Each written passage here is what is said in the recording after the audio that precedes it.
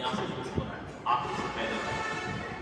تو فرمایا لقد کان لکم فی رسول اللہ اسوۃ حسنہ، بے شک رسول پاک صلی اللہ علیہ وسلم کی زندگی میں تمہارے لیے نمونہ ہے.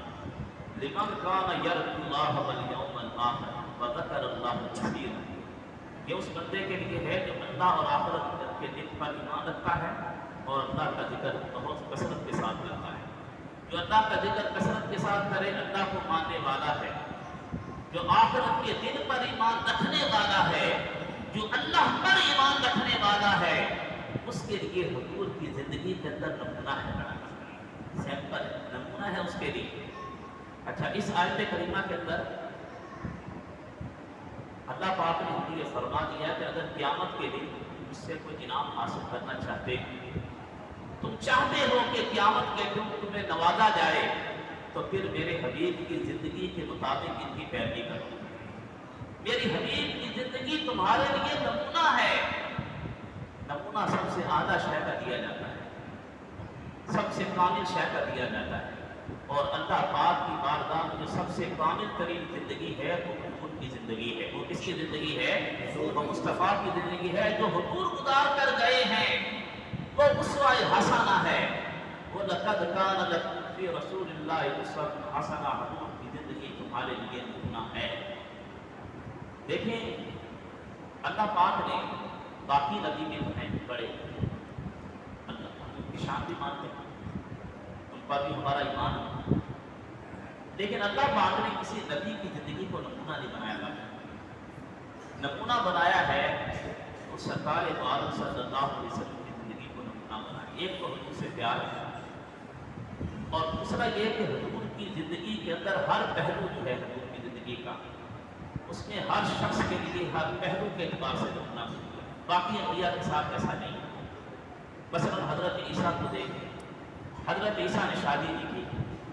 حضرت عیسیٰ خود واحد نبی ہے جن کے بارے میں کہ آپ نے نکاح نہیں کیا، شادی نہیں کی، اس سے پہلے آپ آسمان پر اٹھا لیے. اگرچہ کہ قرب قیامت میں آئیں گے اور شادی کریں گے، لیکن آپ نے آسمانوں پر اٹھائے جانے سے پہلے کوئی شادی نہیں کی، اور آپ نے زاہدانہ زندگی گزاری. یعنی کوئی گھر نہیں بنایا باقاعدہ جہاں پر رہائش اختیار کریں، کوئی کوٹھی بنگلور جیسے ہوتے ہیں، جھونپڑیاں ہوتی. حضرت عیسیٰ آپ نے زاہدانہ راہبانہ زندگی گزاری اور ترک دنیا کر کے زندگی گزاری ہے. عورتوں سے بھی آپ نے پرہیز کیا. تو اگر کوئی بندہ حضرت عیسیٰ علیہ السلام کی زندگی کے مطابق عمل کرنا چاہے، تو اب اس میں زاہدوں کے لیے تو نمونہ ہے، جو زاہد ہیں دنیا سے کنارہ کش ہیں، ان کے لیے تو نمونہ ہے، عابدوں کے لیے تو نمونہ ہے. لیکن وہ لوگ جنہوں نے گھر بسایا ہے، جو اپنے گھر کے اندر رہے ہیں، جنہوں نے شادیاں کی ہیں، تو ان کے لیے اس میں نمونہ نہیں ہے. سمجھے نا بات میری؟ کسی نبی کی شان کو میں کم نہیں کر رہا، یہ تفصیلی نقطہ بیان کیا علماء نے کہا. تو شادی والوں کے لیے نمونہ نہیں اس میں. اچھا، حضرت سلیمان علیہ السلام بادشاہ تھے، سارے دنیا پر اللہ تعالیٰ نے آپ کو حکومت عطا کی. تو آپ کی زندگی مبارک دیکھیں تو آپ کی زندگی بادشاہانہ تھی. تو آپ کی زندگی کے اندر تو بادشاہوں کے لیے تو نمونہ ہے، لیکن جو رعایا ہوتی ہے جو عام لوگ ہوتے ہیں ان کے لیے یہ نہیں نمونہ. لیکن حضور کی زندگی کا ہر پہلو دیکھیں تو ہر پہلو کے اندر نمونہ ہے. جو زاہدانہ زندگی گزارنا چاہتا ہے، زاہدوں کے لیے نمونہ ہے. حضور نبی کریم صلی اللہ علیہ وآلہ وسلم آپ فقر آپ نے اختیار فرمایا. ایسا تھا کہ گھر کے اندر جو ہے وہ کئی دن چولہا نہیں جلتا تھا. آپ کے گھر کے اندر کھجوروں پر گزارا ہوتا تھا. انچھنی آٹے کی روٹی کھاتے تھے، وہ بھی شکم بھر کے نہیں کھاتے تھے. یہ حضور نبی کریم صلی اللہ علیہ وسلم کی زاہدانہ زندگی ہے. زاہدوں کے لیے آپ نمونہ ہے. قبضے میں جن کے ساری خدائی، جن کا بچھونا ایک چٹائی، نظروں میں کیسی ہیچ ہے دنیا صلی اللہ علیہ وسلم، صلی اللہ علیہ وسلم، صلی اللہ علیہ وسلم. انچھنا آٹا فرما تناول فرما بغیر سالن کو روٹی تناول کر دیتے. اور حضرت عمر ایک دن حضور کی بارگاہ میں حاضر ہوئے تو حضور کو دیکھا کہ حضور چٹائی پر آرام کر رہے ہیں. اور جس نے اطہر پر ناف سے لے کر گھٹنوں تک آپ نے جو تہمت پہنا ہوا تھا اوپر والا حصہ جو کشف تھا، یعنی اوپر آپ نے پتیز نہیں پہنا ہوا اور چٹائی پر آپ سو رہے تھے۔ جب حضرت عمر گئے تو خود نبی کریم صلی اللہ علیہ وسلم جلوہ گر ہوئے سیدھے ہو کر بیٹھے تو آپ کے جسم اطہر کے اوپر چٹائی کے نشانات تھے۔ کیا تھے؟ چٹائی کے نشانات آپ کے جسم کے اوپر چھپے ہوئے تھے۔ حضرت عمر نے جب دیکھا تو حضرت عمر دیکھ کر ہزار و ہزار ہونے لگے تو حضور نے فرمایا عمر کیوں روتے ہو؟ کہا یا رسول اللہ ایک آپ اللہ کی حبیب ہیں، اللہ پاک نے آپ کو کائنات کا سردار بنایا، اور ایک کیسر و کسرا ہے اللہ کے دشمن ہیں، وہ مخملی بستروں کے اوپر سو رہے ہیں، مزے کی نیندیں کر رہے ہیں، اور ایک آپ اللہ کی حبیب ہیں، دنیا کے اندر ایسی آپ کی زندگی ہے، ترک دنیا ایسا ہے کہ چٹائی پر معمولی سی چٹائی پر آرام فرما رہے ہیں اور جسم پر چٹائی کے نشانات چھپے ہوئے ہیں۔ حضرت نے فرمایا عمر روتے ان کے لیے دنیا ہے، اللہ پاک نے ہمارے لیے آخرت رکھی ہے۔ تو ظاہروں کے لیے حضور کی زندگی کے اندر نمونہ ہے، جو بادشاہ ہیں ان کے لیے نمونہ ہے۔ اس لیے کہ جب فتح مکہ ہوئی تو نبی کریم صلی اللہ علیہ وسلم اپنے رایا کے ساتھ جب ریاست مدینہ قائم کی تو آپ نے کیسا سلوک کیا اپنے رایا کے ساتھ، کیسی رحم دلی، کیسی شفقت تھی۔ مکہ مکرمہ میں بلا شبہ وہ لوگ تھے جو حضور کی جانب دشمن تھے، بڑے یعنی خوار دشمن تھے۔ نبی کریم صلی اللہ علیہ وآلہ وسلم نے جہاں اپنی جان کو خطرے میں ڈالا، آپ کے اہل خانہ، آپ کے دوست و احباب جو ہے دشمنوں سے محفوظ نہیں تھے، وہ خون کے پیاسے تھے، آپ کے صحابہ کی زد و خوف کیا بڑا، کتنے 13 سال وہاں پر نبی پاک صلی اللہ علیہ وسلم رہے، اور 13 سال تک انہوں نے صحابہ کرام علیہ رضوان اور سرکار عالم صلی اللہ علیہ وسلم کے ساتھ کیسا بدترین سلوک کیا انہوں نے کفار مکہ نے۔ لیکن جب فتح مکہ کا دن آیا تو حضور نے بادشاہ بن کے دکھایا کہ جب فاتح بن کے داخل ہوں تو کیسے ہوتے ہیں۔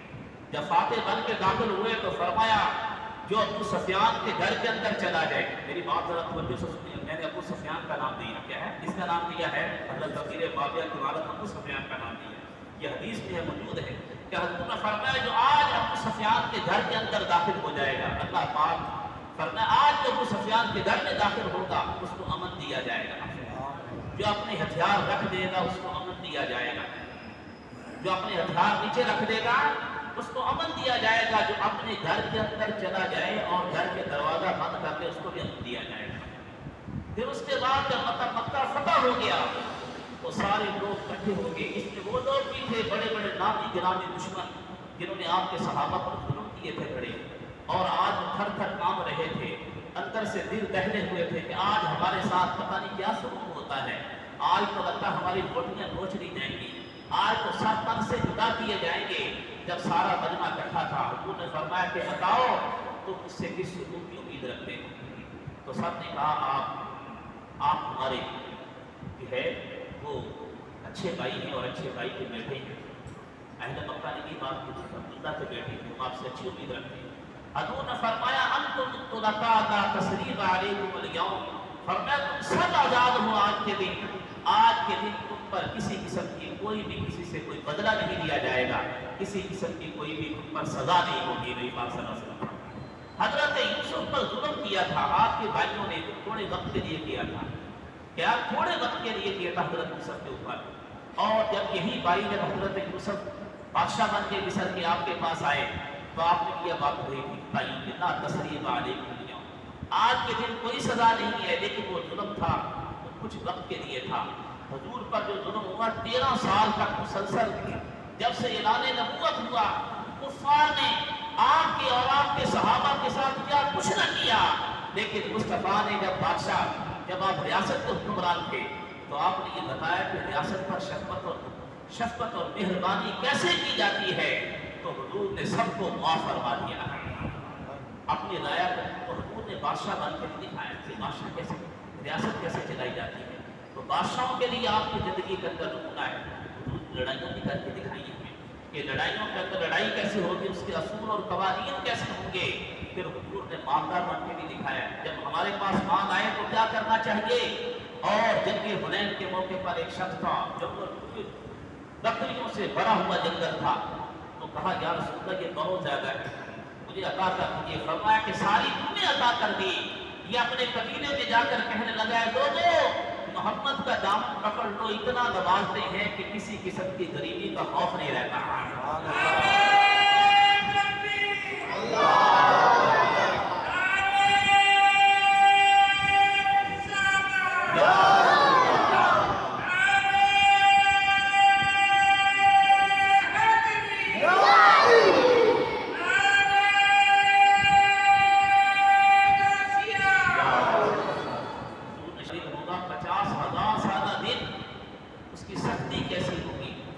کیسا ہوگا؟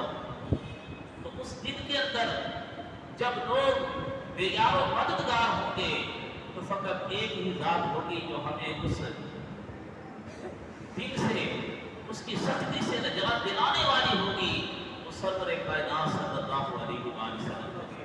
حضور کی بارگاہ میں گڑائیں گے، دیش حق خدا شفاعت کا سناتے جائیں گے، آپ روتے جائیں گے اور ہم کو ہنساتے جائیں گے۔ حضور کہتے ہیں سجدے میں گر پڑوں گا، سجدے میں گر کر رب کی بارگاہ میں گر گڑا گا۔ اللہ فرمائے گا پیارے حبیب صاحب اٹھاؤ ذرا، جو مانگو دیا جائے گا آج کے دن۔ آپ ارفع راسک یا محمد، اے پیارے حبیب صاحب کو اٹھائیے، آپ مانگیے، سر مانگیے اور وشفع، آپ مانگیے، سر ہوتا آپ مانگیے، آپ کو دیا جائے گا۔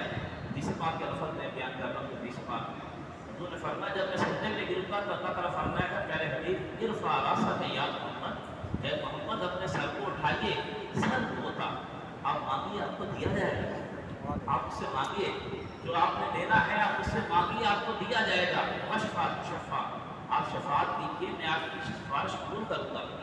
آپ اس کے متعلق سفارش کریں گے، آج میں اس کو جنت میں داخل کروں گا۔ آپ سفارش کیجیے، پیارے حبیب فرمائیے، آپ عرض کیجیے جو بھی آپ نے کرنا ہے، آپ کا رب آپ پر مہربان ہے، آپ کی باتوں کو آج اللہ تعالیٰ ہے وہ شرف قبولیت ضرور عطا فرمائے گا۔ تو یہ حضور کے صدقہ عرض فرماتے ہیں خاک ہو جائے ابو جل کر پکڑے حق تو رضا،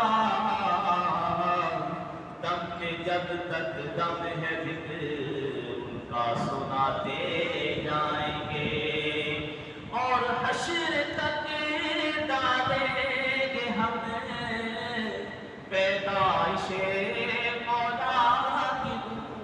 ہماری عمر کتنی ہے پتہ نہیں، ہم نے آگے کہاں ہونا ہے، کہاں ہونا ہے، یہاں ہونا ہے، کہاں ہونا ہے، کہاں جانا ہے۔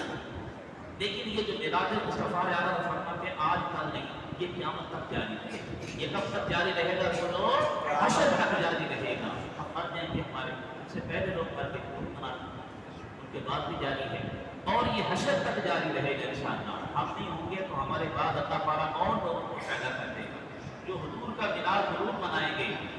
حشر تک ڈالیں گے ہم پیدائش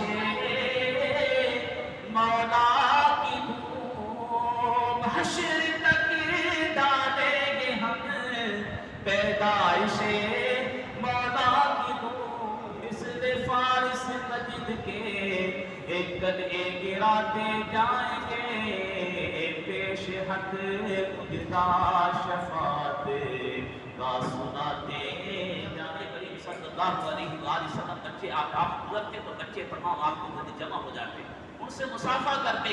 ایک صحابی کہتے کہ چھوٹا تھا اور میں نے نبی کریم صلی اللہ علیہ وسلم کا ہاتھ مبارک پکڑا اور چوما، اور حضور کا ہاتھ اتنا خوشبودار تھا ایسا لگتا تھا کہ ابھی عطار کی سنبوکڑی سے نکلا ہوا ہے، یعنی عطار کے سنبوک سے نکلا۔ فرمایا کہ جو میری سنت کو زندہ کرتا ہے، من احیا سنتی فساد امتی، جو فساد امت کے وقت میری ایک سنت کو زندہ کرے گا تو فالہ اجر میات شہید، اللہ تعالیٰ اس کو 100 شہیدوں کا اجر عطا کرے گا۔ یہ روایت قابل قبول ہے، مقبول ہے، علامہ نبوی نے کہا کثرت طرق سے مروی ہے اور قابل قبول مقبول حدیث ہے، اپنے طرق کے اعتبار سے مقبول ہے کہ جو حضور کی سنت پر عمل کرے، مٹی ہوئی سنت کو زندہ کرے، اللہ پاک اس کو 100 شہیدوں کا اجر عطا کرے۔ نمازوں میری آنکھوں کی ٹھنڈک ہے، تو 5 نمازیں پابندی کے ساتھ پڑھنے کی نیت کر لیجیے، بولیے انشاءاللہ آج سے پکی نیت، جو قضائیں ہوگی تو ادا کریں گے انشاءاللہ۔ سارے رمضان کے روزے رکھنے کی نیت کر لیجیے، حضور کی سنتیں سمجھ کر ان کو سیکھ کر ان کو اپنانے کی نیت کرنے کہ ہمارا حلیہ ہمارا لباس ہمارے طور اطوار سادگی والے حضور نبی کریم صلی اللہ علیہ وسلم کے نقش قدم پر ہوں. اللہ پاک مجھے اور آپ سب کو عمل کرنے کی توفیق عطا فرمائے. مرحبا یا مصطفیٰ مرحبا یا مصطفیٰ مرحبا یا مصطفیٰ مرحبا یا مصطفیٰ. مبارک ہو وہ شہ پردے سے باہر آنے والا ہے, گدائی کو دباتا جس کے در پر آنے والا ہے. مرحبا یا مصطفیٰ مرحبا یا مصطفیٰ مرحبا یا مصطفیٰ مرحبا یا مصطفیٰ. سرکار کی آمد مرحبا, نور کی آمد مرحبا, نور کی آمد مرحبا, ہند کی آمد مرحبا, سرکار کی آمد مرحبا. مرحبا یا مصطفیٰ مرحبا یا مصطفیٰ. مصطفیٰ جانے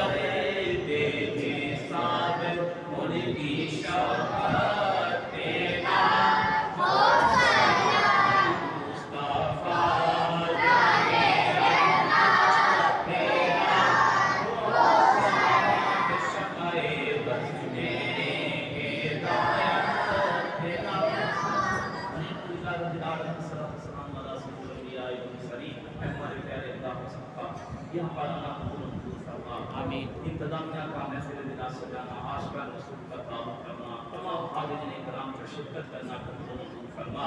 یا اللہ اس کو حسن تک پہنچانے کا انتظام کرنا قبول منظور فرما. یا اللہ دین پیارے حبیب صلی اللہ علیہ وسلم کے بخیر. یا اللہ ہم سب کی بے حساب بخشش و مغفرت فرما.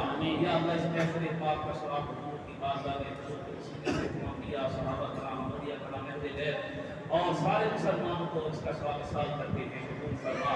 یا اللہ کی امت مرحومہ کی, یا اللہ پیارے حبیب کی امت کی بخشش و مغفرت فرما. پیارے حبیب کی امت پر یا اللہ رحم و کرم فرما, محبوب کی سنت پر چلا.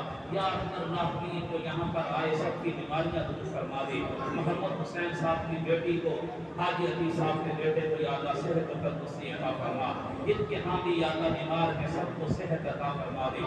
یا اللہ بے روزگاریاں قرضداریاں پریشانیاں دور کی بلادت کا صدقہ ہم سے دور کر دے. ہمارے وطن عزیز کو یا اللہ خوشحالی ترقی امن عطا فرما. سیلاب کی آفات سے یا اللہ نجات عطا فرما. سیلاب جدنا کی یا اللہ غیر سے مدد فرما دے. ان کو ان کے گھروں کے اندر بسا دے. یا اللہ محبوب کا سچا عاشق بنا دے. یا اللہ راحمین اے پیارے اللہ جو بے گناہ قیدی ہیں سب کو رہائی عطا فرما. یا اللہ راحمین حسن صاحب کی بیٹی کو صحت و تندرستی عطا فرما دے. یا اللہ راحمین جو بیٹیوں کے رشتوں کی تلاش میں ہیں مناسب اچھے رشتے عطا فرما. جن گھروں میں لڑائی جھگڑے ہیں حضور کی ولادت کا صدقہ صلح اور امن عطا فرما دے. یا اللہ راحمین ہماری مسجد کو شاد و آباد فرما. جتنے بچے آئے سب کو حافظ و قاری بنا. ماں باپ کا مطیع و فرما بردار عاشق رسول بنا. یا اللہ راحمین اے پیارے اللہ عز و جل ہمیں ہماری محبت رسول کو مزید اضافہ فرما. یا اللہ حضور کی سچی اور مخلصانہ محبت ہمیں عطا فرما. یا اللہ بار بار حج کی سعادت اور مدینے کی عادت حاضری کا شرف عطا فرما. یا اللہ راحمین یہاں کی انتظامیہ کو اور ہمارے مؤذن صاحب کو، ہمارے خالد صاحب کو، تمام جملہ اراکین کو یا اللہ دنیا اور آخرت میں یا اللہ خیر عطا فرما، غیر محمود قسم کا آفات و بلیہ دور فرما، رزق حلال رزق عطا فرما۔ ان اللہ و ملائکتہ یصلون علی النبی یا ایھا الذین آمنوا صلوا علیہ وسلموا تسلیما، اللهم صل علی سیدنا مولانا محمد معدن الجود والکرم وآلہ وبارک وسلم۔ سبحان ربک رب العزة عما یصفون، وسلام علی المرسلین والحمد للہ رب العالمین۔